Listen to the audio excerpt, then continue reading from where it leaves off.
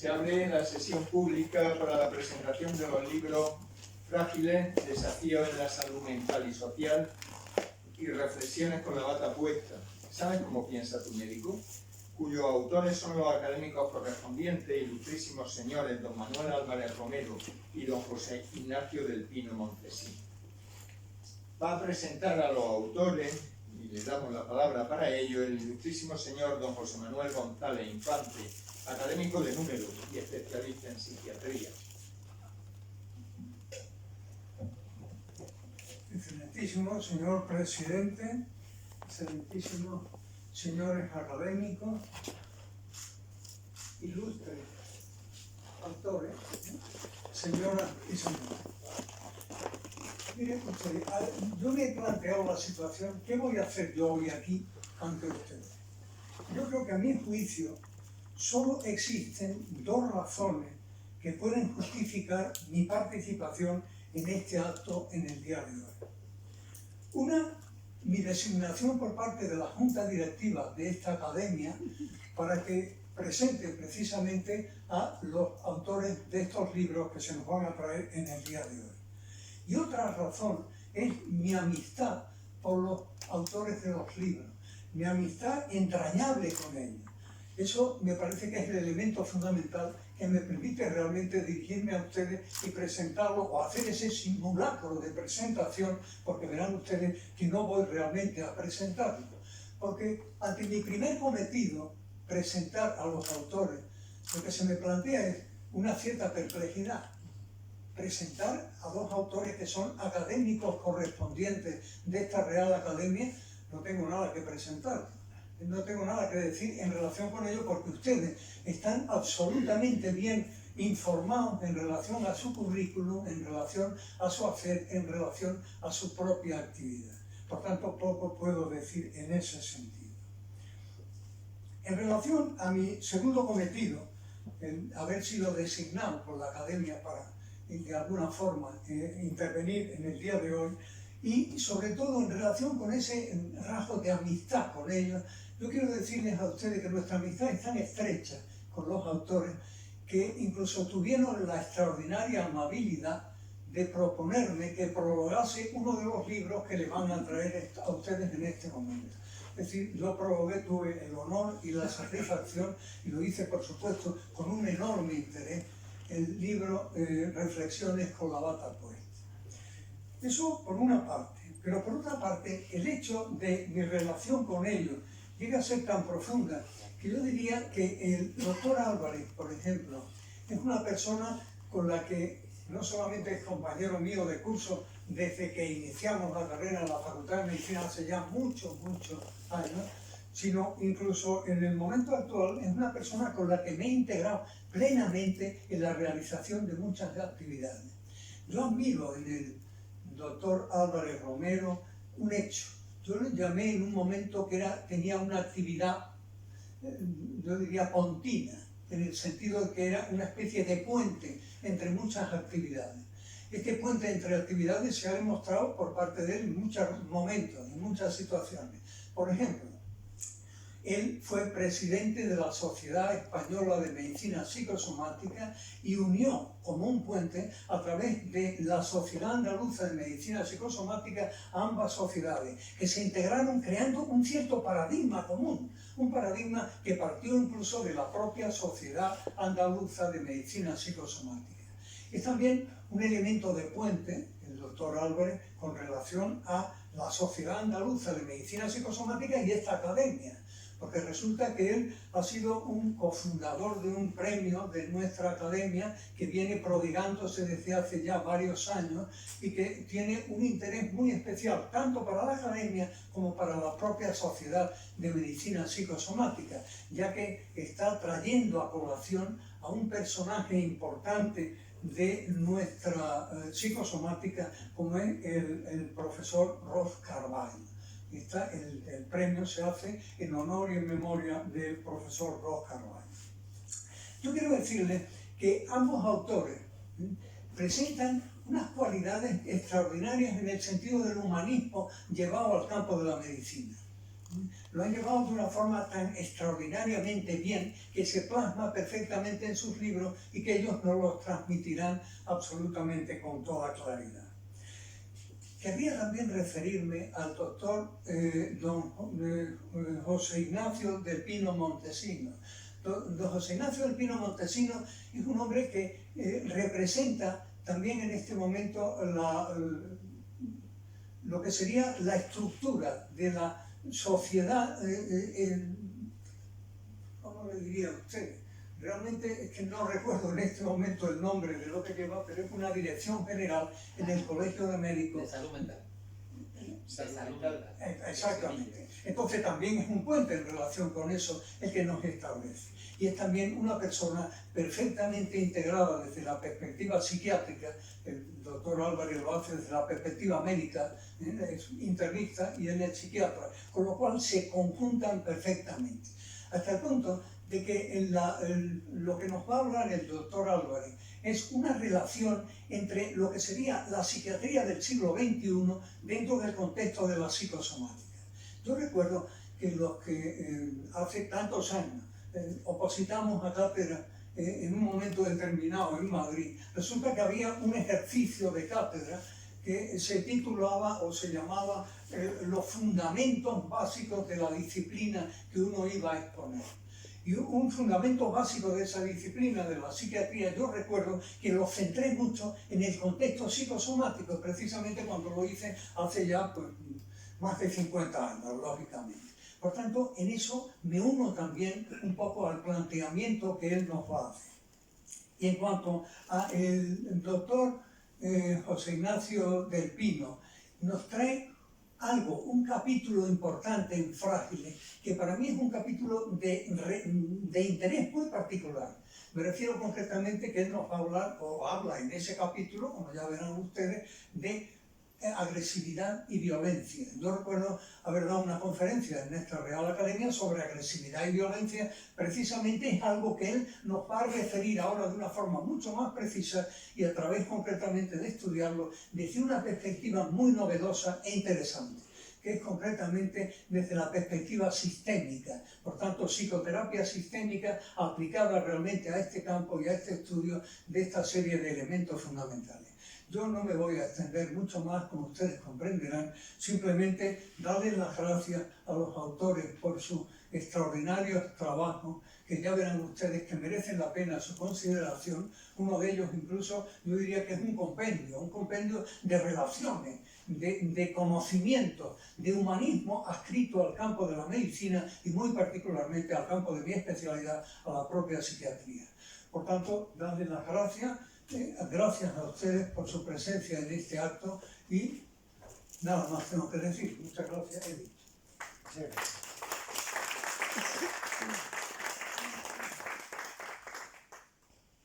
Tiene la palabra a continuación el ilustrísimo señor don José Ignacio del Pino Montesino para la presentación de uno de ellos. Así me lo había comentado él. Sí.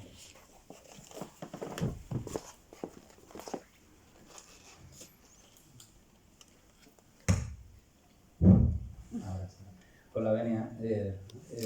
Bueno, antes que nada, dos cosas. Una petición, les pido perdón porque se me ha olvidado en el coche y por no ir para allá la medalla de nuestra academia y entonces les ruego que me disculpen. Y la otra, el agradecimiento. El agradecimiento porque no sirve de nada escribir, no sirve de nada el hablar si a nadie le ayuda. Toda la tarea que nosotros podamos hacer, bien en la clínica o bien a través de los libros, es intentar transmitir algo de bienestar a las personas. Y yo creo que en este caso, pues, sinceramente, gracias al compañero, al doctor Álvarez, que fue, como suele ser, el que inicia estas cosas, pues creo que se ha conseguido. Él va a hablar, el doctor Álvarez hablará en la segunda parte del libro Frágiles y el capítulo que amablemente ha referido el doctor González Infante, que me tocó hacer, el de agresividad y violencia. El que me abrió la puerta de la idea de cómo abordarlo fue la intervención que tuve la suerte de escuchar en esta nuestra academia. Entonces le agradezco mucho sus palabras, pero aún más los conocimientos que sigue aportando. Y a mí me tocaría hablar entonces en esta primera parte del libro Reflexiones con la bata puesta. Creo que luego a lo mejor puede haber un tiempo, lo que estime el señor presidente, de coloquio o de preguntas. Yo voy a intentar explicarles simplemente cómo surge esta idea y también para qué la hicimos, ¿no? Cómo surge fue, les decía yo, a través del doctor Álvarez Romero, que es una persona inquieta intelectualmente y no sabe estarse tranquilo, y entonces se le ocurrió que podríamos participar. Había un boletín en el Colegio de Médicos de Sevilla y que deberíamos participar ahí. Bueno, digo, vale, ¿cómo? Y entonces se le ocurrió una sección que se llama Salud Mental y Humanismo Médico. Entonces ahí la idea era hablar de temas que nos fueran surgiendo, por eso yo creo que les puede interesar a los que lo lean, porque son temas que del día a día, ahí tienen el para qué, ¿no? Deseando velar por la presencia y el desarrollo de la conciencia humanística. Una de las cosas que creemos, y en eso estamos convencidos y queremos seguir haciendo cosas, que se está perdiendo un poco en la profesión médica, los sanitarios, es el humanismo. Saben quizás más datos, pero se les olvida que lo que tratamos son personas, y que las personas entonces agradecen más a veces una mirada, una sonrisa, que un diagnóstico. El diagnóstico, claro que es importante, pero uno puede hacer diagnósticos maravillosos que, como no trate a la persona, el resultado mucho me temo que no va a ser bueno. Este era nuestro objetivo. Ahí tienen ustedes el primero que se nos ocurrió, el más barato y eficaz de los medicamentos. Cada articulito era pues un folio aproximadamente, ¿no? Por delante y por detrás. Y entonces supongo que se les ocurrirá cuál es el más barato y eficaz medicamento, que es el médico. Por supuesto que el medicamento sirve, pero quien más importa es la persona, ¿no? La que lo recibe y que lo da. Aquí tienen, simplemente a modo para que puedan hacerse una idea de lo que pueden encontrar en el libro, distintos capítulos. Pusimos 7 capítulos. En realidad lo empezamos en el año 2015, como veían antes. Desde el 2015 salía cada 10 días, con lo cual cada 10 días escribíamos un artículo. La verdad que ha sido productivo, ha sido agradable, pero llega un momento en el que uno dice, ¿y se puede seguir diciendo cosas? Pues sí, les doy mi palabra que se nos ocurren más cosas. Ahí tienen entonces, por ejemplo, lo dividimos, cogimos simplemente 11 capítulos, 7 pues quedan todavía muchos más del doble. Y esto es para que vean ustedes, por ejemplo, el primer capítulo, el médico, título del capítulo, la puerta de la esperanza, la pasión por la verdad, los médicos abuelos, el enfermar humano, el socorrista vivo, sacar de dentro, nuestra primera cita. Si alguno del público quiere interrumpir y decir, oiga, ¿y esto de qué va? Y esto, yo se lo digo, ¿no? Hay algunos que parecen más claros de por qué, pero hay otros que son más sorprendentes. Este sería el del médico. El segundo, el arte de curar, por ejemplo, pusimos el más barato y eficaz, recetas para el sufrimiento personal. Si alguno, ya le digo, quiere hablar de algo o quiere que expliquemos algo, pues simplemente interrumpe y nos lo dice, ¿no? Con esto, nuestra idea es no tanto resolver, sino como remover. Es decir, la idea no es un libro para leerlo del tirón, es un libro para cada noche pues leer. Si hemos dicho que se lleva escribiendo desde el 2015 y que son capítulos sueltos, pues por la noche, antes de dormir, lo tienen en la mesilla de noche, y para dormirse buenísimo, porque me duermo, no. Simplemente que cojan un capítulo, como es cortito, y que lo dejen que resuene en el interior, y más que leerlo del tirón, ¿no? Entonces, bueno, algunas, por eso digo, del aburrimiento y la pasión en la medicina, creo yo que los que estamos aquí podemos decir cosas, ¿no? Nil novum sub sole, al final no hay nada nuevo bajo el sol, ¿no? Seguimos otro capítulo, la relación médico-paciente. Si hay algo importante en la relación médico-paciente, decían que en la psicoterapia todas curan a través de la relación. Me decía un catedrático de psicoterapia italiano, catedrático de psicoterapia, aquí en España que yo sepa no había cátedra como tal, pero en Italia sí, y decía que la psicoterapia a quien le sirve es al profesional, al psicoterapeuta, para estar tranquilo creyendo hacer algo delante del paciente cuando le cuenta el paciente a él las mayores barbaridades. Pero como uno está trabajando en eso, está tranquilo. Ahí tienen algunas cosas de relación médico-paciente y ya le digo que pueden intentar adivinar de qué van a ir, ¿no? de la atenta escucha en la medicina parece evidente, pero si les digo los 3 sentidos, que ese se lo debemos más al doctor Álvarez Romero, nuestra manera de trabajar es muy simple. Nos turnábamos, porque cada 10 días uno hacía el artículo y el otro lo ampliaba, lo corregía, lo dejaba tal cual, y al revés, y así. Entonces, ese, por ejemplo, los 3 sentidos se le debe al buen hacer y la buena pluma del doctor Álvarez Romero. Aquí tienen otro, la persona. Renunciar con elegancia. Aquí hay que renunciar con elegancia, por ejemplo, en ese. Pues este es un poema, y renunciar con elegancia a la juventud, para disfrutar de la etapa que viene después. Si alguien se agarra a algo y quiere, sabemos que se va a perder, pues así con todo, ¿no? Da lugar a hablar de muchas cosas, a pensar, a transmitir la familia. ¿Será importante la familia en nuestros pacientes, en nuestras personas? Yo decía que el libro en principio es verdad que estaba escrito en el boletín médico, pero en realidad está escrito, si los médicos somos personas, pues para cualquier persona. Entonces, esto es para lo que cualquier persona es importante. La familia es importante, pero hay más cosas también. Y la sociedad.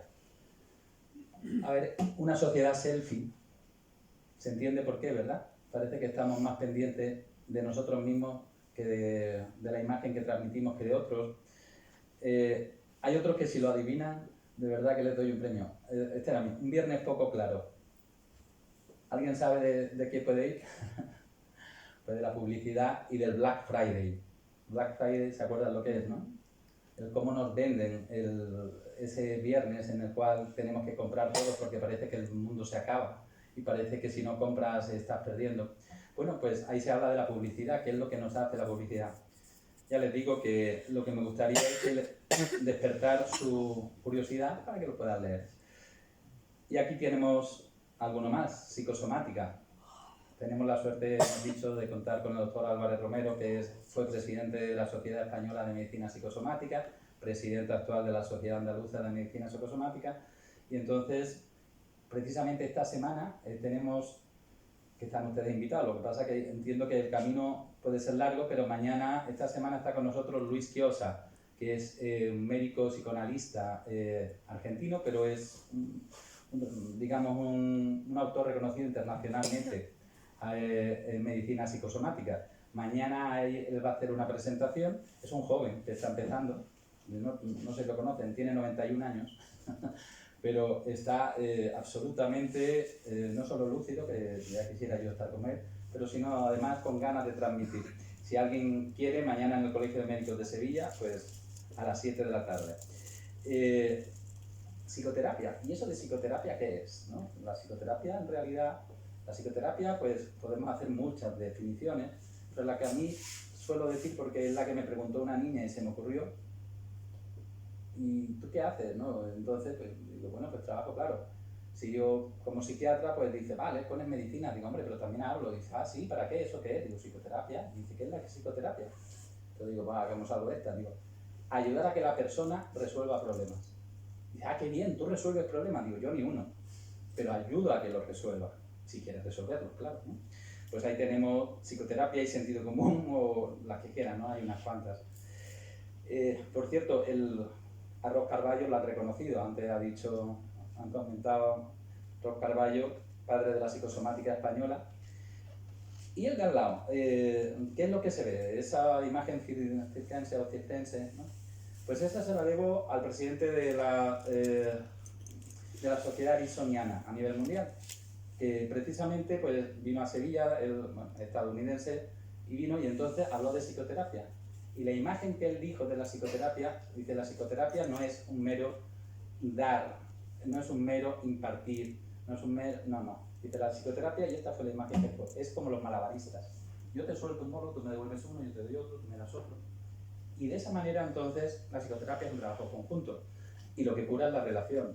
Por cierto, una relación en la cual, si no hay confianza entre las personas, el psicoterapeuta y el paciente, va a ir mal. Tiene que haber un grado de confianza. Y bueno, pues ya vamos llegando. Humanismo. El humanismo es nuestra base. Somos firmes, convencidos y defensores de que sin humanismo no hay medicina. Yo creo que ustedes lo conocerán. Creo que está muy extendido el síndrome de, ¿cómo se llama? este médico que era una serie, a ver si alguno lo recuerda, en la cual él era muy serio, tomaba drogas y sabía mucho, pero trataba a los pacientes. El Dr. House. Muy bien. El síndrome de Dr. House lo llamo yo. Tenemos muchos jóvenes que salen con el síndrome de Dr. House, que creen que por saberlo todo ya es suficiente y se olvidan de lo más importante, que es atender a la persona. Ahí tienen esa Margaret Mead, la antropóloga, que le preguntaron qué es o cuál es la base del humanismo, dónde empieza el humanismo. Y después pensaban, iba a decir, pues en el siglo tal, cuando con aquel trabajo, en el siglo tal, no. Y fíjense, ven ustedes lo que hay ahí, los compañeros traumatólogos o radiólogos lo reconocerán rápido. Es un hueso, pero un hueso prehistórico. Pero un hueso prehistórico con una fractura. ¿Y qué es lo que le llamó a ella la atención en esa fractura? Imagínense en la prehistoria, si alguien se parte un hueso, va a cazar, va a comer, o le van a cazar y le van a comer a él. Pues ella vio que el hueso estaba soldado. Eso significa que alguien le había cuidado a esta persona hasta que pudo soldar la fractura. Ahí, decía ella, ahí empezó el humanismo. Bueno, decimos otro, la vida. Érase una vez, ¿no? La vida, pues, ¿qué le voy a decir? Benedictis, ¿no? Es decir, hay un montón de cosas que si alguna ahora luego quieren que hablemos, pues hablamos de alguna. Y por último, la trascendencia. Claro que eso es una decisión personal, pero si uno va en un autobús y lo único que se fija es en lo que ocurre dentro del autobús y no sabe bien de dónde partió el autobús y aún menos dónde va a ir a parar, pues las cosas a veces se complican y el viaje se hace largo, aburrido. Ahí hablamos de algunas cosas. Por ejemplo, me acuerdo, la vida, examen o juego. ¿Qué es la vida? ¿Es un examen que tenemos que aprobar, o es un juego de aquí, jiji, jaja? Bueno, pues ahí tienen lo que opinamos de eso. Y finalmente, pues entonces lo único que nos queda es el epílogo. Bueno, agradecer por supuesto al doctor González Infante, que hizo una explicación en el prólogo maravillosa. Y ahí lo que les pongo es la mesilla de noche, porque ya saben ustedes entonces qué es lo que yo les recomiendo. Que lo tengan en la mesilla de noche y si alguna vez no tienen sueño, pues lo cogen, se leen uno y lo dejan ahí. Por lo demás, pues, muchas gracias por su atención.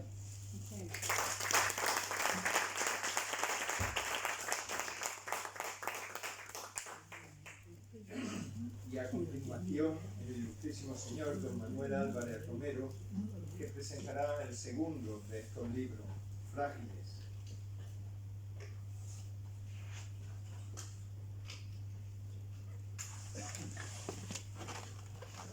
Con la venia,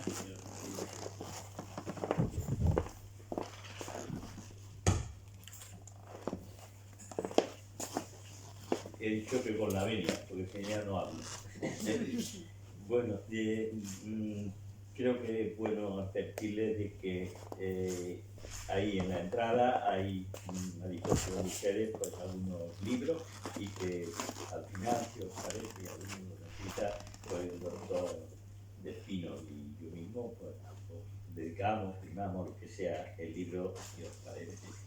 Y que a mi intervención seguirá un coloquio, si lo propone el presidente, para que hablemos y digáis vosotros lo que os parece, que queráis conocer un poco más o lo que os parezca oportuno. Y ya una pequeña, yo soy muy minucioso, soy anarcástico, ¿qué vamos a hacer? Pero lo tengo muy bien arreglado. Me puedo pasar, como algunos de los que aquí estáis, al grupo de los anarcásticos reconvertidos, que es una buena especie. Bueno, pues que si van alguno a Sevilla mañana al acto del doctor Chosa, es a las 7:30. No vayan a equivocarse en el colegio de médicos. Bien, ya entrando en materia. Hace unos 30 años, un grupo de psiquiatras españoles de toda España formaron el grupo de psiquiatría antropológica. Y unos cuantos años después yo me incorporé a ese grupo, José Ignacio algunos años después también, y así pues somos unos 50 médicos que 3 veces al año, y a veces 4, nos juntamos en Madrid, en Navacerrada, en el Valle de los Caídos de Navés, etc. Y allí tenemos una sesión de psiquiatría antropológica, un tema psiquiátrico y un tema antropológico. Y luego cambio de impresiones. Es algo estupendo, estupendo, que a los que se van incorporando y se van dejando. De Sevilla vamos 5 o 6 médicos dedicados a la salud mental, internistas como yo,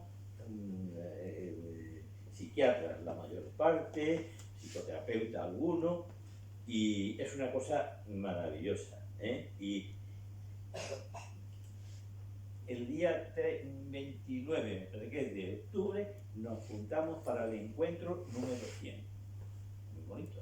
El número 100. Lo vamos a celebrar en 3 días en Alicante, en la residencia de médicos de Alicante. Ahí con los participantes y consortes, y vamos a hacer una fiesta para celebrar ese centenario de encuentro. Bueno, pues hace como un año aproximadamente, se decidió publicar un libro con lo que cada uno ha hablado, de todo lo que ha hablado, protagonizando en el encuentro, la conferencia, pues que eligiera un tema. Yo elegí la salud mental, José Ignacio la agresividad, otro, etcétera, un capítulo de ese libro. Y así juntamos 37 capítulos que conformaban un libro. Ese libro salió en el mes de mayo, mayo. Sale coordinado por uno de nosotros, un neurólogo de Madrid, Javier Cabañes. Pues ha salido el libro, al que se le bautizó con el nombre de Frágiles. Frágiles en salud mental y frágiles en salud social. 2 aspectos preciosos. Bueno, pues ese libro, así como el otro, el anterior, es un libro que escribimos nosotros dos con idea de que fuera pasando por la casa del paciente. Un paciente que lo lea, de los que han ido a nuestras consultas, pero que recordara y que le evocara lo que ha vivido con su médico. Frágiles no. Frágiles es un libro de consulta, de aprendizaje, de buscar que quiero saber sobre eso, sobre cada uno de estos temas. Se ha vendido mucho. Lo presentamos en Madrid, se ha presentado en la Universidad Francisco de Vitoria, que fue José Ignacio con el doctor Cabañes, fue presentado en Sevilla, etc. Y es un libro muy bueno, es muy entrañable porque enseña a vacunarse de esa fragilidad que nos puede atacar y nos ayudará a fomentar la fortaleza de los demás y a mejorar nuestras propias o las propias fragilidades de cada cual. Hemos elegido estos 2 ámbitos, la salud mental y la salud social. Cuando José Manuel González Infante, profesor González Infante, lo leyó, me escribió: mira, me gustan el primero y el último capítulo, son los que más me gustan. El primero para darme coba a mí, que era el mío, la salud mental. Es el primero porque va por orden alfabético de autores, y soy Álvarez, no es otro mérito que el alfabético. Y el último porque es la plenitud de la persona, la plenitud de la vida, escrito por el coordinador, por Javier Cabañes. Bueno, ya saben ustedes cuál es el origen del libro, ya saben cómo ha sido la dinámica. Yo diría que tanto un libro como otro ha sido una riqueza enorme para los que lo hemos trabajado. En Frágiles hay 2 miembros de esta academia en los capítulos, José Ignacio y yo, que por eso estamos aquí, y lo hemos escrito, hemos fomentado la escritura de los demás. Y escribir es algo que enriquece enormemente. Creo que la mayor parte de ustedes tendrán alguna experiencia en el respecto, pero es algo que facilita el examen personal, que facilita el conocimiento de los demás, que facilita el interés por la vida de los demás y que recoge, es como una especie de cámara que va recogiendo cosas que las guarde. De esto tengo que escribir, de esto tengo que escribir. Pues Ignacio y yo tenemos la consulta en el mismo centro, y nos vemos con mucha frecuencia. Oye, ¿te das cuenta? De esto tengo yo que escribir. Y entonces eso te hace pensar, crecer, te hace buscar y estudiar un poquito, etcétera. Y creo, yo os animo a que escribáis para un periódico, para una revista, para el colegio médico, para lo que os parezca, para la academia, lo que podáis. Aprovecho para felicitar a esta academia y a su presidente con un trabajo sobre la pandemia, ya sabéis, una gran revista de actualidad médica, de las academias andaluzas, y muy, muy bueno. Bueno, pues Frágiles es un libro que hace que no pase inadvertida la fragilidad humana, esa que tenemos y que tenemos cada vez es una riqueza. Pero es que el acelerado ritmo de la vida, la anestesia del consumismo, los avances tecnológicos, el vivir circunscritos al momento, al hoy y ahora, sin perspectiva, las circunstancias del presente pueden dificultar captar la fragilidad de la que somos portadores. Pero es un hecho que los días de todos son limitados, que se nos va, que se nos cuela, que se nos escapa de las manos el tiempo, que baja la energía, que empiezan las limitaciones, que hay muchos factores que pueden impedir o tirar por tierra los objetivos que nos vayamos proponiendo. Pues todo eso ha quedado muy de manifiesto, aumentando, ampliando, en la pasada reciente pandemia. Y con estas coordenadas, este libro, Desafíos en la salud mental y social, que es el subtítulo, pues tiene 33 capítulos y un amplio elenco de profesiones en torno a estos dos vínculos. El primer capítulo, como he dicho, salud mental. El capítulo 3, la libertad humana. ¿Es sinónimo libertad de ausencia de ataduras? ¿Qué vinculación tiene la libertad con la responsabilidad? ¿El compromiso quita libertad? ¿O podemos apostar por él? En los capítulos siguientes se tocan cuestiones culturales. La verdad, la tolerancia con los demás, las tecnologías de la comunicación, etc. Más adelante hay un capítulo de la dimensión espiritual del ser humano, de su expresión en relación con la salud mental.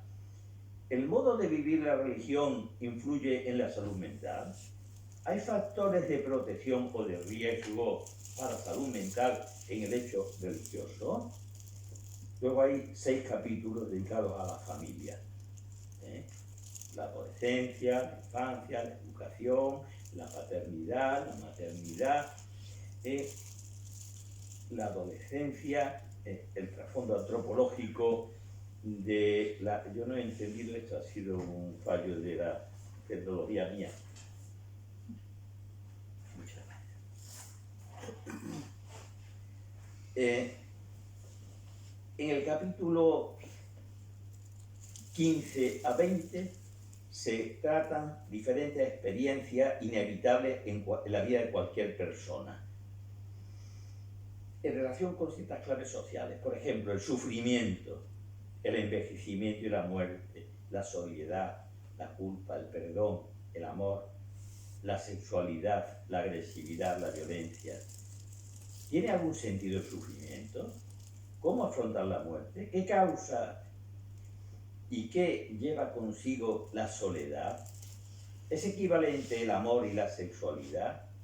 ¿Qué representa la agresividad en relación con la violencia? Tema que el profesor González Infante y Del Pino tienen muy trabajados. Más adelante, la vivencia de realidad y sus límites con la ficción. ¿Es todo lo que existe pura apariencia? ¿Es todo imaginación? ¿Hay universos paralelos? ¿Qué representa la fantasía y la ficción?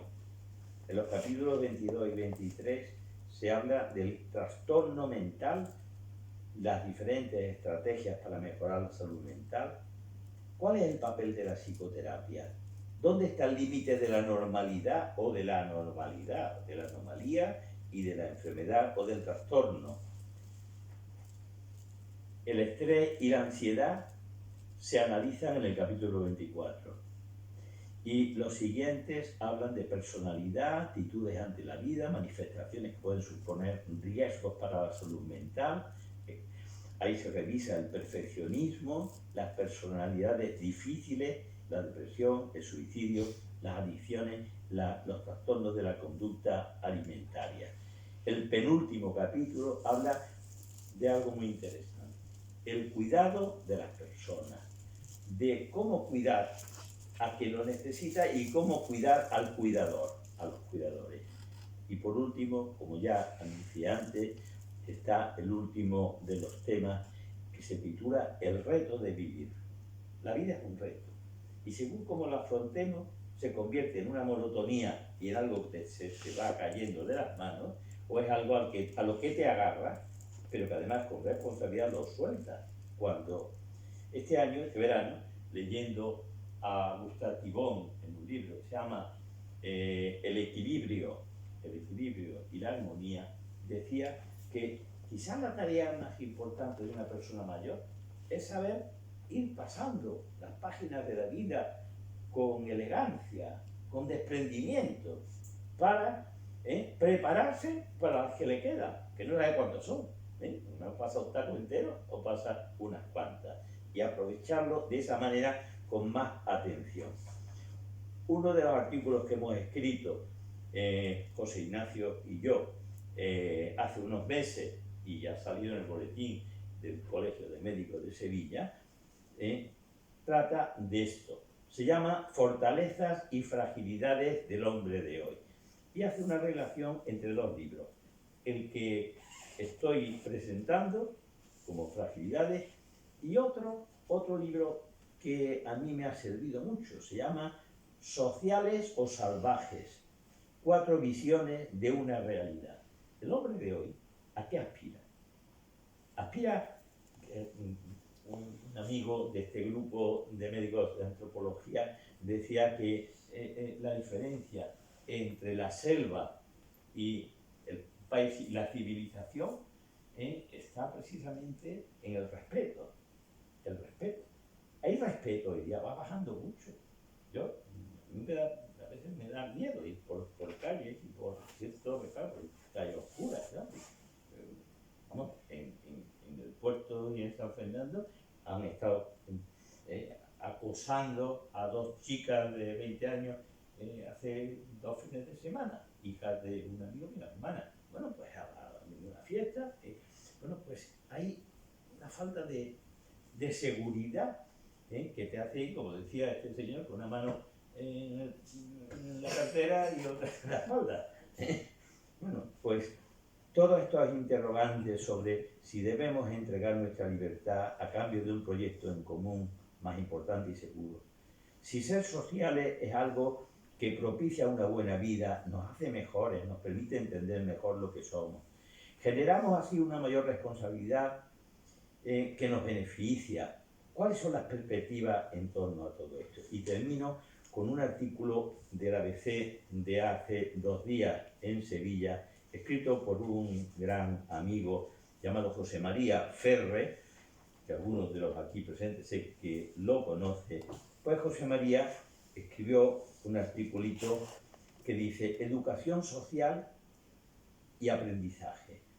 Este hombre, que es un gran pedagogo, un gran político y un gran empresario, se ha preocupado de que está muy mal el mundo, tiene poca consistencia la firmeza, la raíz de la educación de las personas. Y los chavales, la gente joven, tienen mala escuela, tienen muy poquitas referencias. Yo tengo consulta mañana, tengo pacientes, todos los días va viendo gente que no tienen patrón familiar del que aprender. Padre, madre, tío, mucho. la cantidad de... José Ignacio me comentaba hace 2 días de su consulta, comentando algunos amigos, decía, fulanito, de padres separados, fulanito, de padres no sé cuánto, que no tiene, no sabe, no sé qué. Bueno, entonces hay una disgregación social.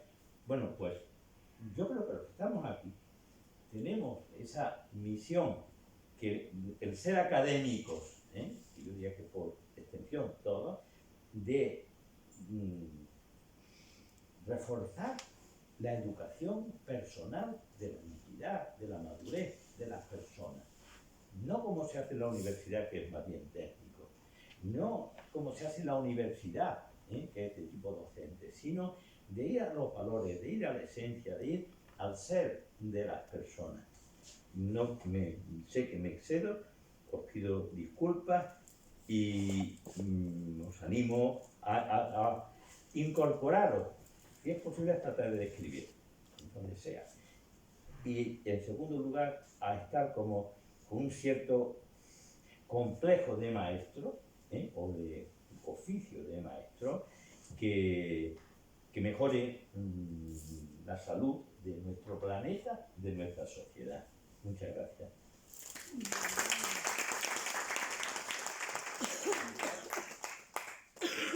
Bien, pues como decía Manuel Álvarez, si les parece, pasamos a un coloquio con los autores, bueno, y con el prologuista de uno de los libros, si les parece bien. Doña Felicidad, muchísimas gracias y felicitarles por los libros. Pues una reflexión, no sé cuál es su opinión, ha dicho el profesor del Río, un par de frases, el mejor medicamento es el médico, sin humanismo no hay medicina. Y yo entiendo que el ejemplo del Dr. House es que el Dr. House no se convierte en Dr. House a los 50 y tantos años. A lo mejor si se le hubiera orientado desde con 20, con 17, las cosas cambiarían. Para mí me parece realmente, como ha comentado, algo esencial en la medicina, el humanismo y el paciente como eje. Pero la situación actual es que en esta facultad y en todas las facultades de España, y yo creo en la multidisciplinariedad, el profesor médico, catedrático y titular de clínica, también tiene su componente clínico, había hablado de anatomía, fisiología, bioquímica, preventiva, salud pública, farma, etcétera, etcétera, etcétera. Pues el profesor médico es un ente a desaparecer. Ya es minoritario en todas las facultades de medicina española y las plazas de promoción las ocupan perfiles no médicos. Creo en la multidisciplinaridad. Otra cosa es que los médicos desaparezcan, bueno, y en las asignaturas clínicas ya tenemos algunos ejemplos, irán increciendo, de catedráticos de asignaturas clínicas, y un ejemplo es propio área de psiquiatría, no vinculadas obviamente, que no son médicos.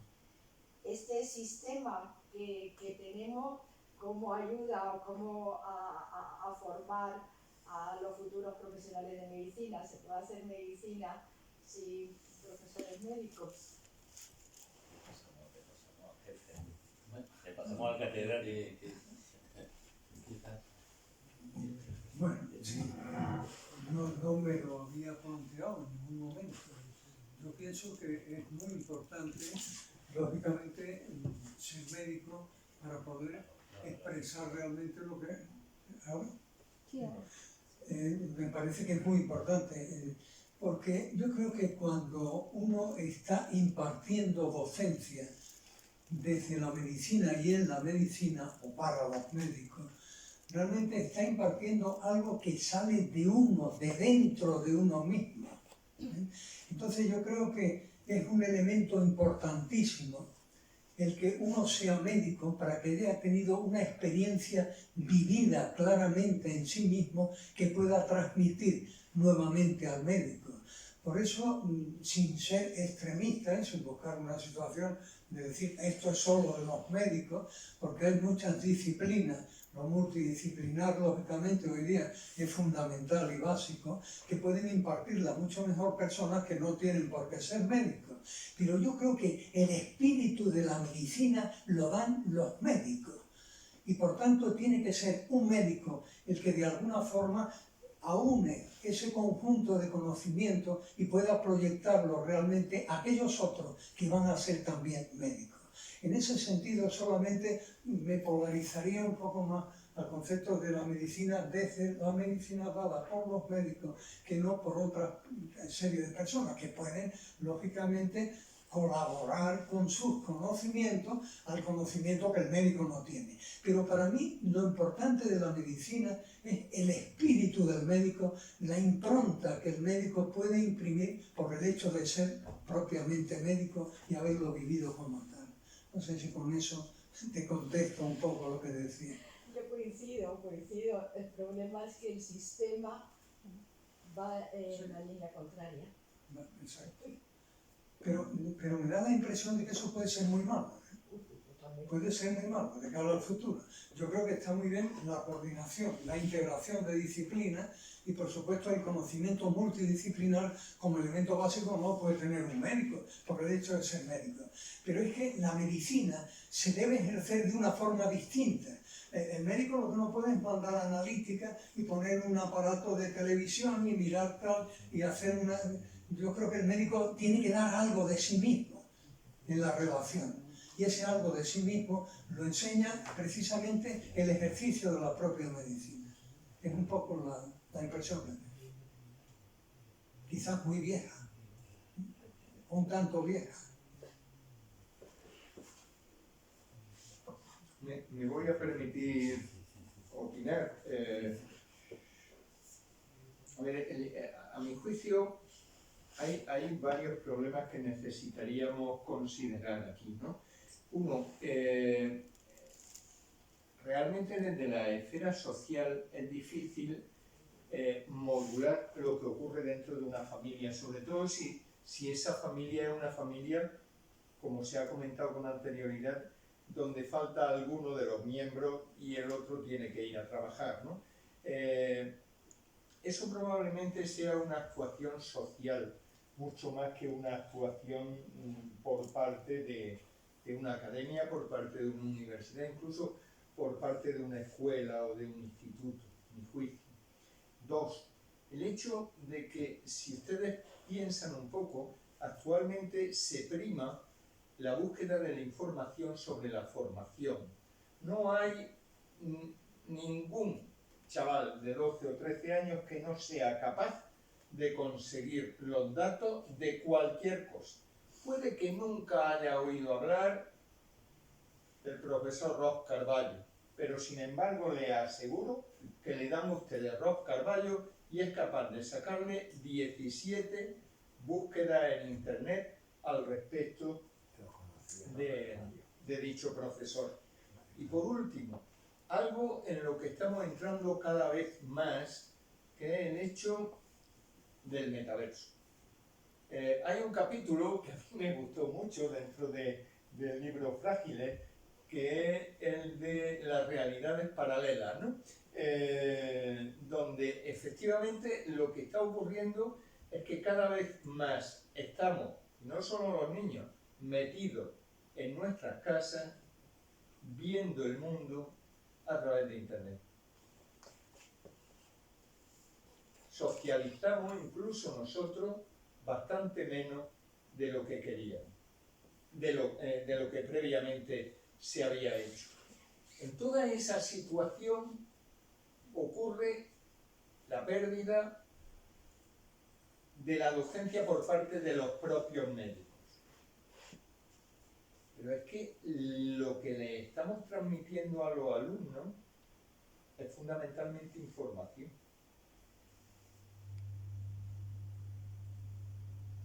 Realmente, si lo reconsideramos un poco, les estamos transmitiendo formación y sobre todo, les estamos transmitiendo ilusión, porque todos los conceptos que nosotros les estamos dando dentro de 10 años estarán totalmente obsoletos.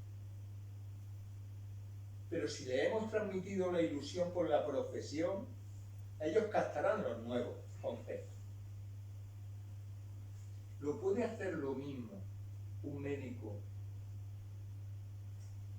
que una profesión cercana a la medicina?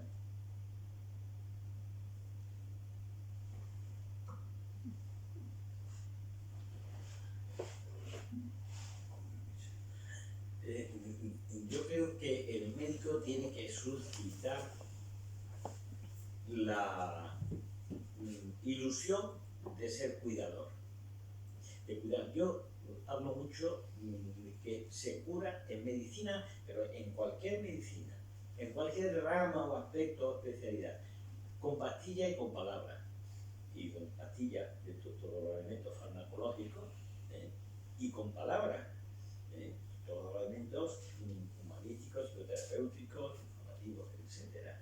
Me enseñaron en farmacología hace ya 60 años que había un tratamiento ¿cómo era?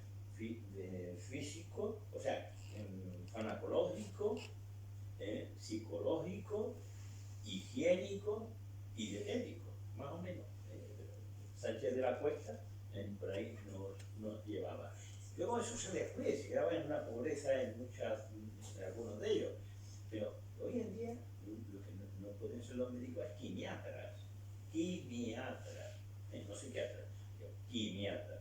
Ayer el doctor Choza, que viene de Buenos Aires, decía, oye, ¿os habéis dado cuenta de que ha nacido una nueva especialidad? Bueno, o sea, los derivólogos, están derivando, pasando, derivando. Yo entré en una compañía de seguros privados, cuando mi primer trabajo, el año 65, y pusieron de clasificador de aquello, y yo ayudé un montón y fui creciendo en presencia, porque resolvía los problemas de la gente que venía allí a cualquier cosa. Y casi todos los especialistas, ellos lo que quedan del pueblo es al especialista, al digestivo, al endocrino, al de la espalda, al urólogo, y cantidad de gente, radiografía, análisis, y hablo del año 65, radiografía, analítica, y no es de mi especialidad. No quería curarlo, quería seguir atendiendo pacientes, y hay atención médica, no privada, sino oficial, maravillosa, pero hay una tendencia, y sobre todo muchas veces en las compañías de seguridad, en las que yo he trabajado mucho tiempo, la tendencia que se puede ir a que no se entre en ellos, sino simplemente en la atención aparente, y no te digo ya si entramos en la medicina defensiva. En fin, yo creo que en ese sentido, estoy pensando ahora mismo en un paciente mío de hace mucho tiempo, un cuadro depresivo, que cuando termina de arreglarse dice, yo me he estudiado o medicina o psicología, pero yo quiero ayudar a la gente. Bueno, eso parece que se despierta por alguna experiencia personal.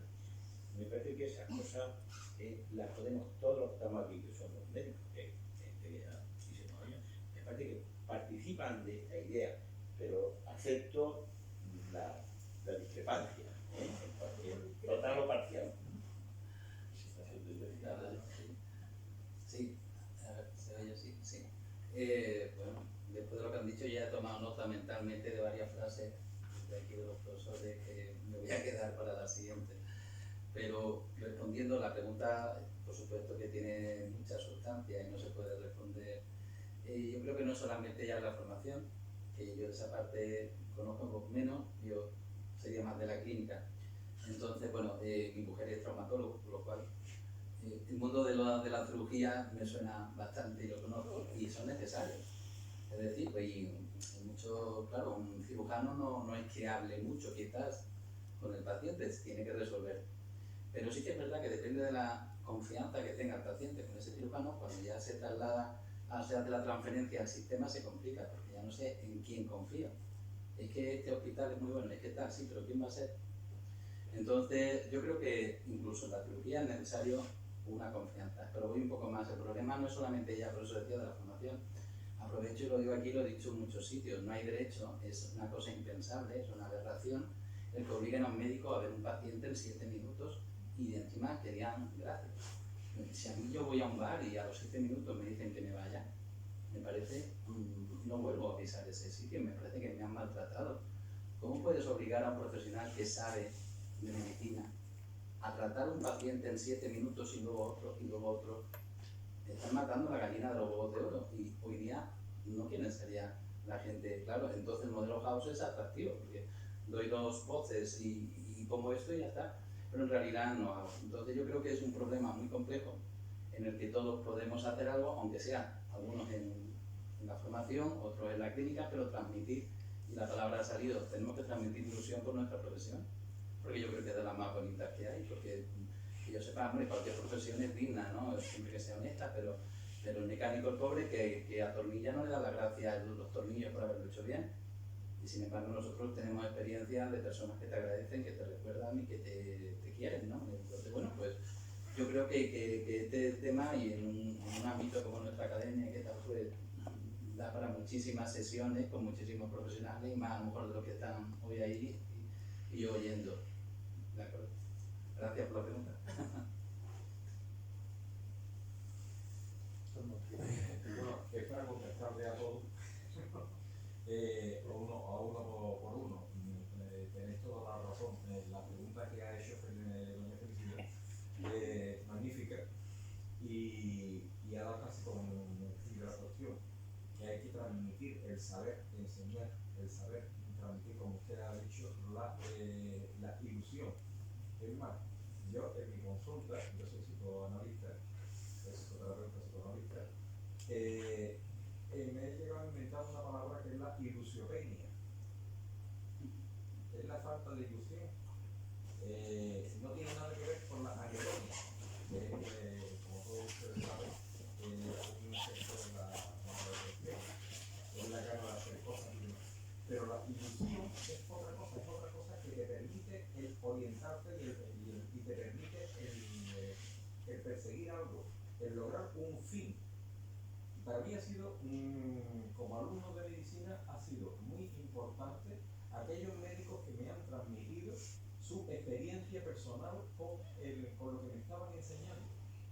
Cuando me estaban enseñando un tema concreto, muchas veces decían, este caso lo vi en un paciente que, dos puntos, me estaban enseñando que lo que me estaba aprendiendo servía para algo. Y era esa experiencia personal y era el saber emplear aquello que yo estaba aprendiendo. Y realmente es una cosa muy favorable el que todos los formadores de médicos, los futuros médicos, y la palabra médico viene de medo, que significa cuidar. Entonces, todos somos cuidadores. Por otra parte, también nosotros los médicos somos, según Lacan, el sujeto supuesto saber, en el momento en que te inviste de la bata blanca. Y entonces el paciente va a depositar toda su ansiedad y va a depositar todo su contenido. Y lo hemos trasladado, lo hemos desplazado, por falta de tiempo, como decía el doctor Del Pino, a la cosa mágica de la pastillita. Muchas veces, en vez de escuchar al paciente, porque en 7 minutos no se puede escuchar una depresión, no se puede escuchar ni llegar a la etiología de la depresión, qué es lo que la ha causado, del conflicto del paciente, a darle la pastillita que le calme la ansiedad, quizás el estimulante con el antidepresivo, quizás lo que sea, pero ya estamos atendiendo con el detalle de lo mágico, de aquello que tú sabes que puede remediarle el problema. ¿Le hemos atendido el problema? Para nada. Entonces solamente nos queda el recurso de la privada, en el que tú puedes estar con el paciente durante 1 hora y durante mucho tiempo, para que vaya desarrollando aquello que hace.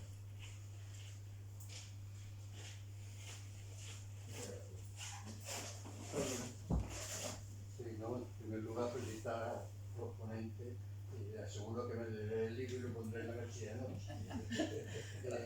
Yo asumo mi responsabilidad como docente y en mi evolución, yo he tenido como alumno a alguien aquí que me ha recordado.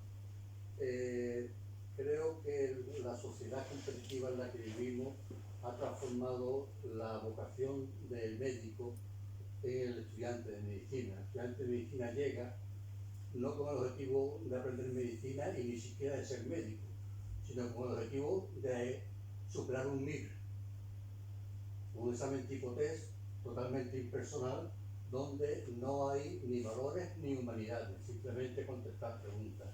Y ahí es donde yo creo que nos hemos equivocado. Hemos hecho alumnos de PowerPoint, no hemos hecho alumnos de humanidades y de valores. Y ahí es donde yo creo que ha estado la clave, donde está la clave de las disfunciones ahora mismo en la relación médico-paciente y médico-médico, ¿no? Ahora todo es impersonal, todo es una máquina y todo es un diagnóstico virtual, ¿no? De máquinas y de electrónica. Debemos recuperar, sea como sea, la humanidad en las aulas y los valores para poder transmitir al estudiante de medicina que su objetivo no es aplaudir, su objetivo es hacerse médico aprendiendo medicina, lógicamente.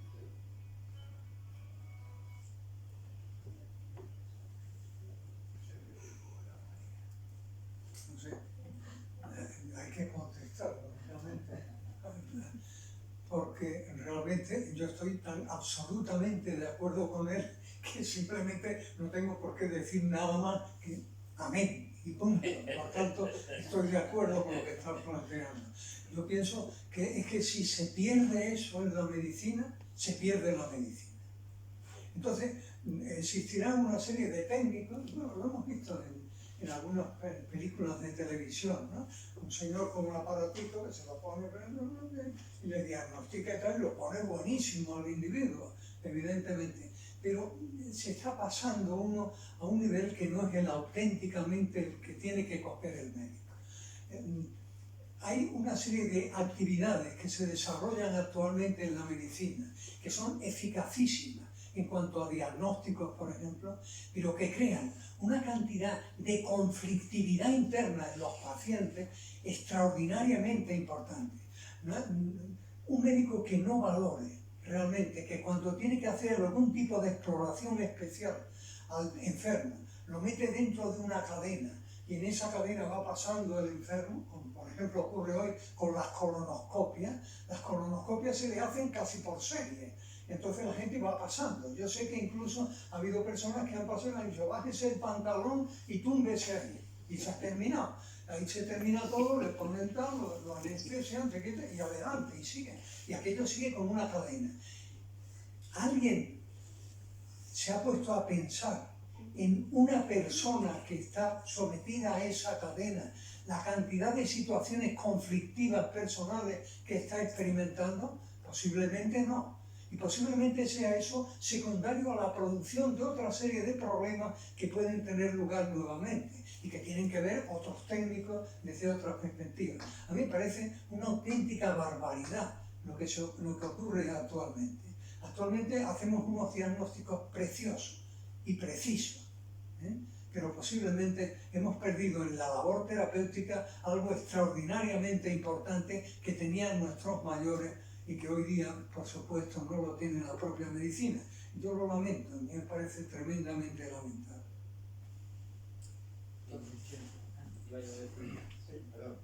Yo creo, a ver, estoy totalmente de acuerdo contigo, porque estamos hablando precisamente de medicina psicosomática y estamos dicotomizando el psique del soma. Nos estamos dedicando solamente al soma y no estamos pendientes del paciente que necesita un apoyo psicológico, una comprensión, y eso lo estamos perdiendo, por supuesto. Se mete en un aparato y te dice, usted tiene usted esto y tiene usted lo otro, pero no se va con el calor de esa humanidad que estamos perdiendo. Es una lástima. Y que es muy importante, porque tiene una enorme repercusión sobre el individuo. Es decir, que no es solamente que estemos aquí teorizando sobre algo, psicosomático, separo lo psíquico de lo somático y tal, o intento integrarlo y tal, no. Cuando hacemos ese tipo de cosas, estamos creando algún tipo de problema, estamos creando posiblemente nuevos problemas, que sean nuevas situaciones que se presenten a los médicos del futuro, posiblemente. Sí, va para las dos, porque las dos preguntas pueden relacionarse. Claro, el problema de la medicina psicosomática es que parece que son dos cosas distintas, cuando en realidad lo que tratamos es a una persona. Lo que pasa es que con fines docentes, heurísticos o de investigación lo dividimos, pero a veces nos lo creemos y se nos olvida que somos uno. Totalmente de acuerdo. Y con respecto a lo que decía el doctor, esto me recuerda a una historia, ¿no? Esa es la manera que tenemos los humanos de transmitir conocimiento. Pues precisamente hay un tema que lo voy a sacar, que no es agradable en absoluto y que también está muy de moda, que son las agresiones a los profesionales. Entonces, por cierto, otra actividad que se va a hacer el próximo 20 de octubre en el Colegio de Médicos es una jornada antiagresiones que la hacemos los profesionales del PAIME para los compañeros, ¿no? El título lo he puesto yo, que digo, ¿cómo lograr que te agreda un paciente o cómo evitarlo tú mismo, ¿no? Es decir, podemos elegir. Porque el otro día en una reunión con compañeros de atención primaria, pues yo intentaba transmitirles algo de lo que hablaremos luego en la reunión. Necesitamos hablar, necesitamos ser oídos. Y entonces decía una persona, que era un profesional, no, yo lo único que a mí me hablan de medicina. En el momento en el que me hablan de otra cosa que no sea la molestia, el dolor, fuera. Bueno, pues del grupo que estábamos allí, yo sé quién tiene más probabilidades de ser agredido próximamente. Seguro. Porque la manera de actuar va a más. Entonces yo creo que por eso se enlaza todo. En 7 minutos no puedes, pero tenemos que recordar que somos uno, que tenemos que nos gusta ser oídos y que más vale a veces, incluso aunque sea simplemente es una mirada o una escucha o una palmada, que no el mejor de los diagnósticos, que a lo mejor es muy preciso, muy brillante, como decía el profesor, pero que a la hora de la verdad el paciente se va con una sensación de no haber sido atendido, ¿no? Pues yo creo que este tema podemos abundar lo que quieran. Sí, voy a intentar ser breve. En primer lugar, felicitaciones a los autores y coordinadores. Los dos libros vienen a dar la impresión de como si fuesen un grito, porque es la fragilidad médica y la fragilidad de la relación del médico con el paciente. Las intervenciones que se han hecho aquí llevan en gran parte razón, pero a mí me gustaría matizar algunas cosas. La culpa, y lo digo desde la jubilación, yo tengo 73 años ya, entonces estoy próximo, a lo mejor escribo algo, el mundo, cómo encajar el mundo visto a los 80 años, pero ya habría que escribirlo antes. Quiero hacer alguna precisión. La culpa radica en las propias facultades de la medicina, en las facultades de medicina y en los que integramos o hemos integrado las facultades de medicina. Clarísimamente. Miren ustedes, yo he estado 6 años sobre la NECA en la acreditación y la verificación de los grados, cuando incluso los grados catalanes pasaban por la NECA, ya no pasa nada por la NECA, en la acreditación y verificación.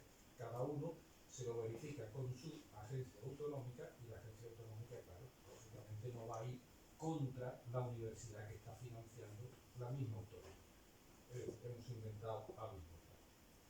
Pero quiero dejar claro algunas cosas y ahora incidiré en el por qué veo que la culpa la tenemos. Se habla de multidisciplinariedad. No, por favor, no se puede hablar de multidisciplinariedad, porque eso significa que múltiples disciplinas están abordando un problema sin que ninguna tenga una relación entre sí. Hay que hablar de interdisciplinariedad, que significa que todas las disciplinas abordan un problema y se ponen en el esfuerzo conjunto para solucionar ese problema. Eso es una matización importante, y es una matización importante dentro de la Facultad de Medicina. En la Facultad de Medicina no hay Dios, y yo he sido decano, igual que Antonio, que haga no ya una integración de programas, que debía ser lo coherente. Es decir, cuando hablamos de cáncer de pulmón, se explica el pulmón, se explica cómo es la anatomía patológica de su patólogo, del pulmón, etcétera, etcétera, etcétera. La terapéutica, no hablemos de integración. Es que no hay ni siquiera coordinación. Ni siquiera coordinación. El señor habla allí de los mediadores químicos, el fisiólogo, por ejemplo, o el bioquímico, le pone una lista de mediadores químicos que nunca jamás en la vida manejará el médico, porque manejará los 4 o 5. Los 4 o 5. Pero los pone y a los alumnos los examina. Entonces, por lo tanto, somos además una especie que sinceramente, ¿por qué no existe esa relación con el médico? O sea, con el paciente, ¿por qué no les enseñamos ese humanismo, esa capacidad de atención? Porque cada uno va a lo suyo, cada uno va a lo suyo. ¿Intentos que hace la administración? Todas. Le voy a poner el ejemplo de una. Para acreditar ahora como catedrático y como titular, se utiliza lo que son las ramas de conocimiento. Las áreas han desaparecido. Han desaparecido. Lo que pasa es que es mejor no poner en el boletín que han desaparecido las áreas, porque si no se organiza otro pifostio igual que cuando se crearon las áreas. Entonces, están las ramas de conocimiento. 5 ramas de conocimiento. Una es las ciencias de la salud. Y esas ciencias de la salud se dividen en ciencias biomédicas, ciencias médico-clínicas y especialidades, por decirlo así, o materias, y luego la última, que son las que están en relación con la medicina. Bueno, pues llegamos nosotros y inventamos, le cambiamos el nombre a una asignatura porque nos gusta más y porque tenemos un becario o una becaria o un individuo que internacionalmente se ha formado en el sitio mejor del mundo, que ha publicado en Science, que ha publicado en Nature, y entonces a eso lo ponemos a aplicar. Resultado, las básicas de la Facultad de Medicina, no hay médicos apenas, ni va a haber nunca jamás médicos, porque además, ¿quién se va a dedicar a las básicas? Si no tiene éxito en su carrera, irá a la calle. Y entonces el alumno dirá, oiga, yo no me quedo con usted a hacer la tesis, porque si yo no progreso, me voy a la calle y no puedo ejercer la medicina. Yo me programo para hacer el MIR. Y uno le dice, correcto. Claro, hijo mío, ¿cómo te voy a decir aquí? Me voy a hacer cargo de ti toda la vida si tú no progresas. No, en MIR hay una especialidad. Con lo cual, no hay médicos en las básicas. No hay ni una especialidad dentro de la enseñanza de la medicina que interrelacione unas con otras, ¿no? Fíjense, paradójicamente, el único médico que viene a ser una unión, la única especialidad médica que viene a ser una unión de las demás es la anatomía patológica. ¿Por qué? Porque la anatomía patológica habla con el otorrino, la anatomía patológica habla con el endocrino, habla con el internista, habla con el traumatólogo, etcétera, etcétera, etcétera. Lo cual, y además con una limitación, que es a la lesión, lógicamente, a la objetulación de la lesión. Entonces, la Facultad de Medicina ni siquiera se plantea eso. Los planes de estudio son un auténtico desastre. En medicina, ¿qué está pasando en las partes clínicas? Pues en las partes clínicas lo que está pasando es que dice la gente, oiga, yo tengo una presión asistencial, oiga, yo quiero promocionarme en mi carrera, quiero ser jefe de servicio, jefe de unidad clínica o gerente del hospital, o cualquier gaita de esa. Y yo que voy a hacer una carrera universitaria no me interesa. No hay profesores. No hay profesores. Entonces, ¿cómo le vamos a enseñar? ¿Qué se le está enseñando a ese médico para que deje de ser un médico, llamémosle, frágil, y no sabe ni siquiera atender a los pacientes? Hoy, yo creo que uno va a la consulta, el médico está en el ordenador, le cuenta lo que tiene, sabe, el médico sigue con el ordenador, le ha puesto además la receta en una cosa de estas, que va después a la farmacia, no tiene ni idea de cómo se la tiene que tomar, porque no se queda del oído, el médico no escribe nada, sabe, ese paciente sabe, y de pronto se acuerda de que le tiene que preguntar algo. Y entonces entra de nuevo, y estoy seguro que el médico le dice, buenos días, ¿qué tal está usted? ¿Qué le pasa? ¿Por qué viene a la consulta? ¿No se da cuenta que es el que ha hablado antes? ¿Por qué no ha quitado la cabeza de la pantalla? Pues eso le estamos enseñando a la Facultad de Medicina. Eso le estamos enseñando.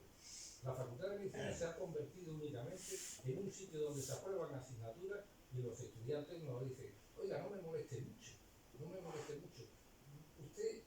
Usted hágame deme el aprobado que yo ya aprenderé medicina cuando esté haciendo eso. Eso es lo que estamos enseñando en la Facultad de Medicina. Yo me cansaba de decirlo en las clases, digo, miren ustedes, les voy a poner un ejemplo, ¿por qué tienen ustedes que interesarse por la asignatura? Pues se quedaban así, como diciendo, qué ejemplo. Y el ejemplo es muy sencillo. Ustedes manejan informática perfectamente, seguro mejor que yo. Pero hay una cosa que es fundamental, que es el sistema operativo, el lenguaje operativo que tiene su ordenador. Y si es un asco, después cuando ustedes cojan un programa, no va a correr el programa, en absoluto, no va a correr, y será un desastre. Digo, pues eso es la carrera de medicina. Si ustedes van a adquirir un sistema operativo, un lenguaje operativo, y después los programas van a ser las distintas, las especialidades que ustedes cojan. O sea, ¿a dónde quiero? ¿Cuál es la conclusión? Miren, la conclusión es que ya está bien, sinceramente, de quejarnos de las disposiciones del Ministerio, que es un desastre, por supuesto, y lo he vivido y he contribuido a evaluarla y toda esa serie de cosas. Y he estado en el Plan Nacional de Evaluación de las Universidades, que me tocaba todas las facultades de medicina, o sea que me las conozco perfectamente. Pero ya está bien de echarle la culpa a la vida. La culpa está aquí, en primera línea, cuando estamos consintiendo que determinadas asignaturas no tengan nada que ver y les expliquen. Pues, hombre, no quiero nombrar ninguna porque alguien me va a decir, ah, mira, está hablando de esto. No, imaginen ustedes, antropología, que no existe, por poner. Si quiere usted antropología, le pongo la física nuclear, para que nadie se dé por aludido. Pues ese señor me da pues, los conocimientos que no tiene nada que ver, no le interesa nada de la medicina, lo único que le interesa es su puesto de trabajo, y además si se casa con otra que está en la facultad de medicina, pues perfecto, ya tiene un factor multiplicador importante. Y eso sucede, o si no se hace a la mujer profesora del departamento. Podría citar ejemplos reales, Como estamos ya con la igualdad y hemos avanzado, pues entonces ya las mujeres están haciendo los maridos, también se da, puedo poner ejemplos también, Entonces, el problema de la falta de formación humanística del médico está en las propias facultades de medicina y en los profesores de la facultad de medicina. Y yo me pongo problema, porque seguramente tendré gran parte de culpa. Y eso es lo que está pasando. Mientras no modifiquemos el sistema de estudio, hagamos coordinación, hagamos integración, hablemos entre nosotros. No, ahora hablan los departamentos. Bueno, hablan, se disparan en el departamento se dispara entre sí y después el otro departamento se dispara contra el otro departamento.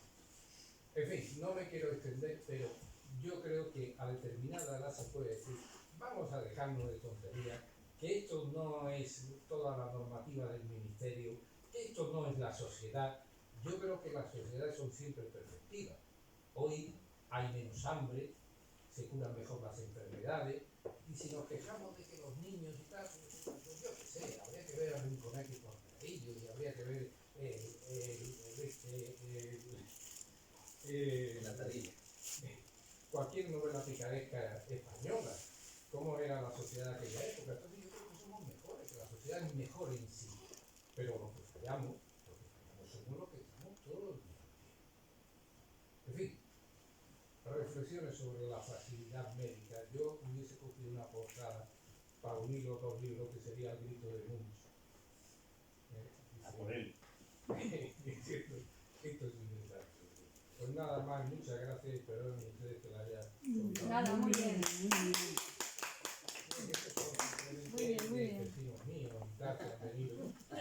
No nos conocemos en absoluto, pero ha sido una muy bonita autocrítica, muy valiente y una reflexión. Afortunadamente no es muy vecina, está por aquí. No soy.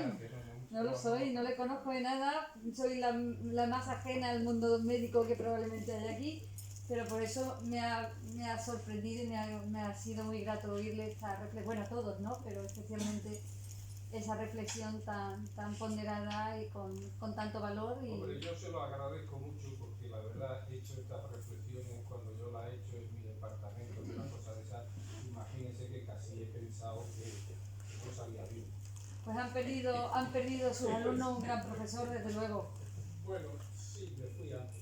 Bueno. Felicidades. Muchas gracias, ¿verdad?